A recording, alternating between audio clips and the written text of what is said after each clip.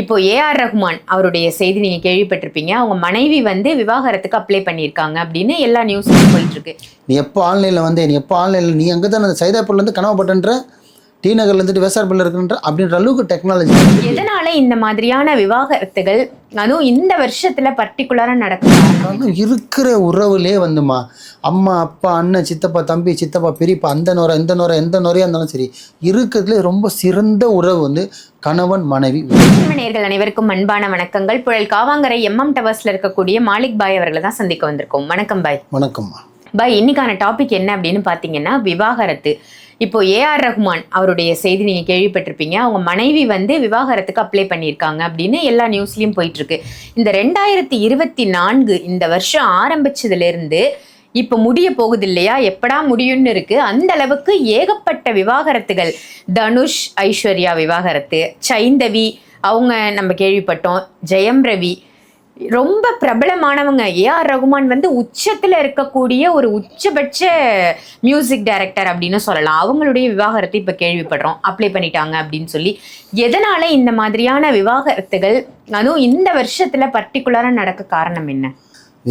விவாகரத்து அது இப்போ தமிழில். ஆமாம் பாய். விவாகரத்து பார்த்தீங்கன்னா இந்த 2024 தான் நடக்குதுன்னு கிடையாதுமா.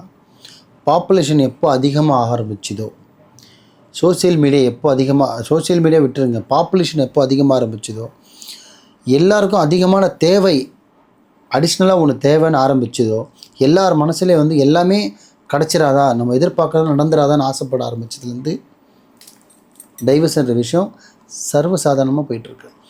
என்னன்னு பார்த்தீங்கன்னா, இன்றைக்கும் ஹைகோர்ட் வாசல்லையும் சரி, எக்மூர் சென்னையில் இருக்கிற சின்ன சின்ன கோர்ட் எடுத்தாலும் சரி, இல்லை ஹைகோர்ட் எடுத்தாலும் சரி, இன்றைக்கும் பார்த்தீங்கன்னா 1000 கேஸ் கோர்ட் வாசல் நிற்பாங்க. ரெஜிஸ்டர் ஆஃபீஸில் கல்யாணம் பண்ணுங்கன்னு சொல்லிட்டு நிற்கிறது பார்த்தீங்கன்னா மாதத்துக்கு 1, டைவர்ஸ் வேணும்னு கேட்டது கூட தான், ஒரு நாளைக்கு 100 தான் கோர்ட் வாசலில். எது அதிகமாக இருக்குது? டைவர்ஸ் தான் அதிகமாக இருக்குது. இதில் இவங்களோட விஷயம் இந்த என்ன சொல்கிறது, இந்த சினி ஃபீல்டில் இருக்கிறவங்க, ஆக்ட்ரஸ் ஆகட்டும், பிரபலம்ன்றதால மீடியா லெவலில் இருக்காங்க, ஒரு உச்சத்தில் இருக்காங்க, அவங்களா தெரியுறாங்க. இது மனுஷன் உருவான காலத்துலேருந்து பார்த்தீங்கன்னா சில பேர் அனுசரிச்சுட்டு இதுதான் நம்ம வாழ்க்கை, இதுதான் நம்ம லைஃபு, விட்டு கொடுத்து போன பக்குவம்லாம் போயிடுச்சு. இது எப்போது 2000க்கு முன்னாடியே போயிடுச்சு. இதுதான் உண்மை. 2000 முன்னாடி கொஞ்சம் இருந்தது. இன்றைக்கும் பார்த்தீங்கன்னா ஒரு ஹஸ்பண்டுக்கு 2 ஒய்ஃப்லாம் இருக்காங்களா இல்லையா? 2000 வரையும் பார்த்தீங்கன்னா 90 காலத்தில் 80 காலத்துலலாம் பார்த்தீங்கன்னா ஒரு ஹஸ்பண்டுக்கு 2 ஒய்ஃப் இருந்தாங்க. இன்றைக்கெல்லாம் ஒருத்தி கூட்டின்னு போன பைக்கில் போன தெரிஞ்சாலே மறுநாள் தூக்கி போட்டு மிதிக்கிறாங்க. ஏன்னா இவன் எங்கே இருக்கான், என்ன பண்ணுறான், என்ன சாப்பிட்றான், எங்கே நடக்கிறான், எங்கே என்ன பேசுகிறான் முழுக்கொண்டு வாட்ச் பண்ணுறது கையில் மொபைல் இருக்குது. நீ எப்போ ஆன்லைனில் வந்தே, நீ அங்கே தான் சைதாப்பூர்லேருந்து கனவுப்பட்டன்ற, டி நகர்ல இருந்துட்டு வேசார்பள்ளியில் இருக்குன்ற அப்படின்ற அளவுக்கு டெக்னாலஜி வளர்ந்து போயிருக்கு. அப்படின்னு இருக்கும்போது ஒரு தப்பு கூட சிறிய தப்பு மறைச்சி செய்ய இங்கே முடியல. கரெக்ட், இதுதான் ஓப்பன் விஷயம். ஸோ அப்படி இருக்கும்போது, ஆனால் அதே மாதிரி இதெல்லாம் டெக்னாலஜி ஒரு பக்கம் வளருதுன்னா ஒரு சில பேருக்கு பார்த்திங்கன்னா ஆசைகள் அதிகமாகுது. எக்ஸ்பெக்டேஷன் இதோட பெஸ்ட்டாக இருக்காதா, இதோட பெட்டராக இருக்காதா, இதோட ஒரு உச்சத்துக்கு போக முடியாதா, நெக்ஸ்ட் லெவலில் போகலான்ற மாதிரி நடுவில் அப்படி போகும்போது அதுக்கு தடையாக இருக்கிறது பார்த்திங்கன்னா சில விஷயத்துக்கு சில பேருக்கு ஒய்ஃபுன்ற ஒரு விஷயம், ஃபேமிலின்ற விஷயம் தடையாக இருக்குது. அப்படி இருக்கும்போது அவங்களால அதை பார்த்திங்கன்னா அது சர்வசாதாரணமாக தள்ள முடியல. அப்படின்னு இருக்கும்போது இப்போது நிறைய பேர் மெச்சூராக இருக்கிறதால நிறைய பேர் நியூச்சலாக பிரிஞ்சிடலாம், என்னோடய லைஃப் நான் பார்க்குறேன், உன்னோட லைஃப் நீங்கள் பாருங்கள், ஸ்மூத்தாக போயிடுறாங்க. கணவனுக்காகட்டும் மனைவிக்காகட்டும், சரிங்களா? எதுவாக இருந்தாலும்மா டைவர்ஸ்ன்றது தீர்வே கிடையாதுமா. நான் என்கிட்ட வரவங்க எல்லாருக்கும் சொல்லுமா, தயவு செஞ்சு ஹஸ்பண்ட் அடிச்சிட்டானா உடனே போய் கம்ப்ளைண்ட் கொடுத்துறாதீங்க, உடனே போலீஸில் பிடிச்சி கொடுத்துறாதீங்க, திருப்பி அவன் வாழவே மாட்டான். அதுக்கு சொல்யூஷன் அது கிடையாது. ஒருத்தன் தவறு செய்கிறான்னா, கணவன் மனைவிக்குள்ளே ஒரு தவறு நடக்குன்னா அதுக்கு டைவர்ஸ் ஒரு சொல்யூஷனே இல்லை. எவ்வளோ பெரிய போர் போன விஷயமே பார்த்தீங்கன்னா உட்காந்து பேசினா அழகாக முடிச்சிருவாங்க. அந்த மாதிரி உங்களுக்குள்ளே ஒரு டைவர்ஸ்னு ஒரு விஷயம் வருது, உங்களுக்குள்ளே ஒரு மிஸ் அண்டர்ஸ்டாண்டிங் வருதுன்னா முதல்ல தவறு எங்கே வருது, எதுக்காக வருது, என்னால் வருதா, இல்லை உன்னால் வருதா, 2 பேர் சேர்ந்ததால் வருதா, இல்லை குழந்தையால் வருதா, இல்லை நம்மளை சுற்றி இருக்கிற சொந்தத்தால் வருதா, இல்லை நம்ம சுற்றி இருக்கிற பீப்புளால் வருதா, இல்லை நம்மளோட மீடியா நம்மளை சுற்றி நடக்கிற உலகத்தால் நம்மளுக்கு பிரச்சனை வருதா, இதெல்லாமே முதல்ல நீங்கள் தெரிஞ்சுக்கிங்க. இதெல்லாம் நீங்கள் தெரிஞ்சுக்கிட்டு அதுக்கு என்ன சொல்யூஷன், அது கொஞ்சம் பிரிஞ்சு இருங்க. நீங்கள் ஒரேடியாக விவகாரத்து வாங்கணும் அவசியம் இல்லை. டிப்ரெஷனாக இருக்கீங்களா, நான் ஒரு 10 நாள் எங்கள் அம்மா வீட்டில் இருக்கேன், ஒரு 3 மாதம் எங்கள் அம்மா வீட்டில் இருக்கேன், நீ ஒரு 6 மந்த் உங்கள் அம்மா வீட்டில் இருங்க, கொஞ்சம் பிரிஞ்சு வாழ்ந்து பார்ப்போம். நல்ல வார்த்தைக்கு நீங்கள் பிரிஞ்சு வாழ்ந்து பார்ப்போம். என்னோட அருமை உனக்கு தெரியும், உன்னோட அருமை உனக்கு தெரியும். This love. ஸோ நான் இல்லாமல் நீயும், நீ இல்லாமல் நானும் ஒரு 6 months வாழ்ந்து பார்ப்போம், எப்படி இருக்குன்னு பாரு. அதுக்கும் மீறி எப்படி நீ என்னை தேடி வருவேன், நான் உன்னை தேடி வந்துடுவேன். ஏன்னா வாழ்ந்துருக்கோம். இருக்கிற உறவுலே வந்துமா, அம்மா அப்பா அண்ணன் சித்தப்பா தம்பி சித்தப்பா பெரியப்பா அந்த நுரை இந்த நுரை எந்த நுரையாக இருந்தாலும் சரி, இருக்கிறதுலே ரொம்ப சிறந்த உறவு வந்து கணவன் மனைவி உறவு தான்மா.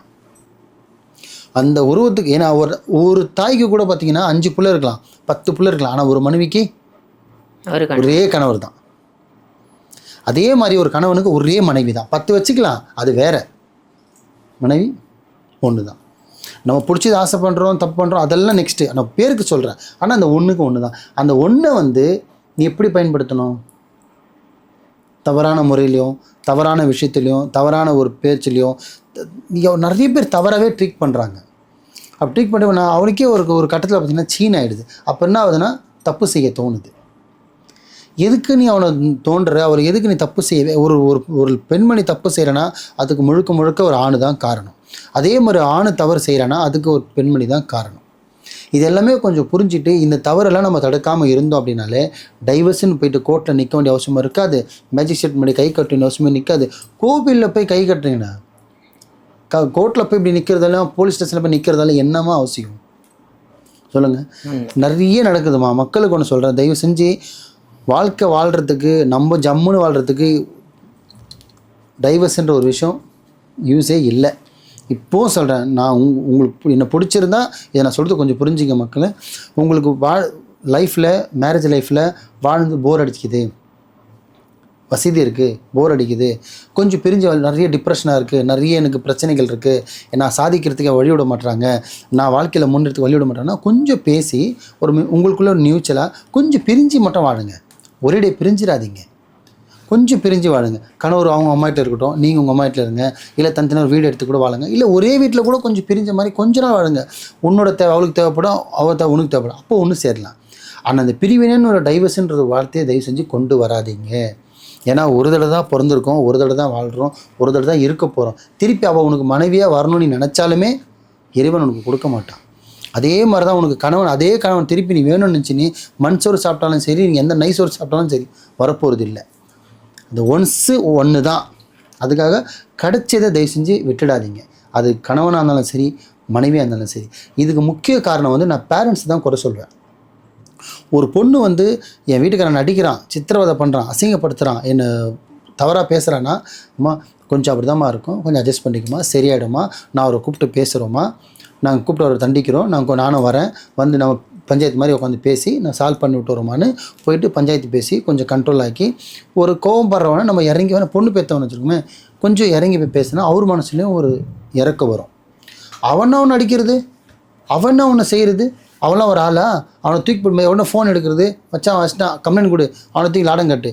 லாடம் நீ ஒரு நாள் கட்டுருவ, அதுக்கப்புறம் உன் பொண்ணு தாலி கட்டுவானா? இல்லை வாழ்வானா? இல்லை அதை வாழ்ந்தால் தான் அது நல்லா இருக்குமா? ஒரு கணவன் அதுக்கு டேஷனில் நிப்பாடிட்டு அசிங்கப்படுத்திட்டு திருப்பி நாளைக்கு அவன் கூட நீ பைக்கில் போக முடியுமா? முடியாது இல்லையா? அதே மாதிரி தான் அவன் கூட திருப்பி நீ இல்லற வாழ்க்கையில் வரதான் உனக்கே அசிங்கமாக இருக்காதான்? அதே மாதிரி தான் ஒரு பொண்ணு தப்பு செஞ்சாலும் உனக்குள்ளே நீ கூப்பிட்டு கண்டித்து அவளை கைக்குள்ளே நீ வச்சுக்கோ.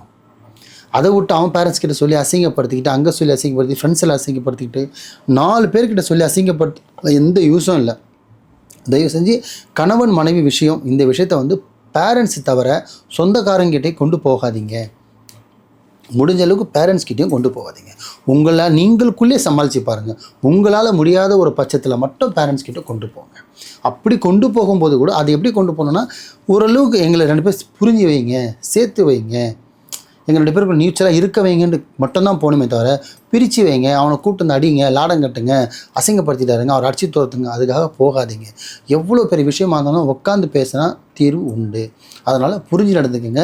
டைவர்ஸ் என்ற ஒரு வார்த்தை என்ன சொல்கிறது, என்னோட கேட்டால் வாயிலே வரக்கூடாதுன்னு. பிரிவு வாழ்க்கைக்கு ஒரு முக்கியத்துவம் இல்லைம்மா. நான் லைஃப்பில் நிறைய இருக்குமா. எக்ஸாம்பிள் அவரே எடுத்துங்களேன், ஏராமா நீங்கள் சொன்ன மாதிரி நான் மீடியா பேச மாட்டேன், இருந்தாலும் சொல்கிறேன், கிட்டத்தட்ட 29 வருஷம் வாழ்ந்துன்றார். நானே பார்த்தேன் ரீசெண்டாக. ஒன்று 1 வருஷம் இருந்தால் 6 மாதம் வந்தால் 30 வருஷம் நாங்கள் செலிப்ரேட் பண்ணியிருப்போம் அப்படின்னு சொல்கிறாரு. அந்த அளவுக்கு ஒரு ஆசையாக இருந்திருக்காரு. நானே நிறைய ஃபங்க்ஷனில் பார்த்துருக்கேன், நேரில் இல்லை, ஃபோனில் சொல்கிறேன், நிறைய இதில் பார்த்துருக்கோம். அப்படின்னும் போது அந்த கப்பலே அந்த மாதிரி இருக்கும்போது நடுவில் வந்து பிரச்சனைகளை வரதான் செய்யும். அம்மா குடும்பம்னா அப்படியே ஜம்முன்னு சூரியவம்சம் சரத்குமார் மாதிரி ஒரே பாட்டில் நட்சத்திர ஜன்னலில் வானம் வெட்டி பார்க்குறதுலாம் மாதிரிலாம் ஆகாதுமா. சரியா? நடுவில் ஸ்பீட் பிரேக் வரும், பள்ளம் வரும், விழணும், எந்திரிக்கணும், திருப்பி சாஞ்சி நிற்கணும், திருப்பி விழணும். இதெல்லாம் தாண்டி வந்தால் தான் 50-60 நம்ம தொட முடியும். எதுவுமே இல்லாமல் ஒரே பாட்டில் ஆகிற மாதிரி அண்ணாமலை பாட்டில் ஆன மாதிரிலாம் சூரியவம்சம் நம்மளாம் ஆக முடியாது. இங்கே வாழணுன்னா நிறைய விதைக்கணும், நல்லது நிறைய செய்யணும், நல்லது பண்ணணும், நல்லது பண்ணிக்கிட்டே அதை பண்ண தான் நம்மளும் நல்லாயிருக்கும், நம்மளோட சங்கதியும் நல்லாயிருக்கும், நம்ம பிள்ளைங்களும் நல்லா இருப்பாங்க. புரியுதுங்களா? அதை விட்டுட்டு ஒரே நான் பண்ண இவ்வளோ வாழ முடியல, முன்னேற முடியல, இவ்வளோ எனக்கு டார்ச்சராக இருக்குது இப்படி சொல்லிட்டு நம்ம எல்லாமே கோர்ட்டில் டைவர்ஸ் பண்ண போனால் 24 இல்லை 30க்குள்ளே பாதி பேர் வாழ்க்கையே முடிஞ்சிடும். மக்கள் ஒன்று சொல்கிறேன், அதுவும் இப்போ இருக்கிற இந்த 2000க்கு அப்புறம் பிறந்து இந்த 90s பிறந்து மேரேஜ் பண்ணவங்களுக்கு சொல்கிறேன், டைவர்ஸ்ன்றது ஒரு தீர்வு கிடையாது. எவ்வளோ பெரிய விஷயமா இருந்தாலும் கொஞ்சம் விட்டு பிடிங்க. விட்டு கொடுத்து போனவன் வாழ்க்கையில் கெட்டு போன சரித்திரமே கிடையாது. அதை மட்டும் தெரிஞ்சுக்கிங்க. சூப்பர் சூப்பர், ரொம்ப அருமை பாய். ரொம்ப ரொம்ப ப்ராக்டிக்கலாக பேசியிருக்கீங்க. இந்த காலத்தில் யங் ஜென்ரேஷனுக்கு இந்த பதிவு ரொம்ப ரொம்ப முக்கியமான பதிவாக இருக்கும். நீங்கள் சொன்ன மாதிரி பெண்ணை பெற்ற தாயாக இருந்தாலும் சரி, பிள்ளையை பெற்ற தாயாக இருந்தாலும் சரி, அவங்க பெற்றோர்களுக்கு வந்து இது ஒரு நல்ல ஒரு பதிவாக அமைஞ்சிருக்கு. நல்ல ஒரு அருமையான தகவல் கொடுத்தீங்க பாய். நன்றி. நன்றிம்மா.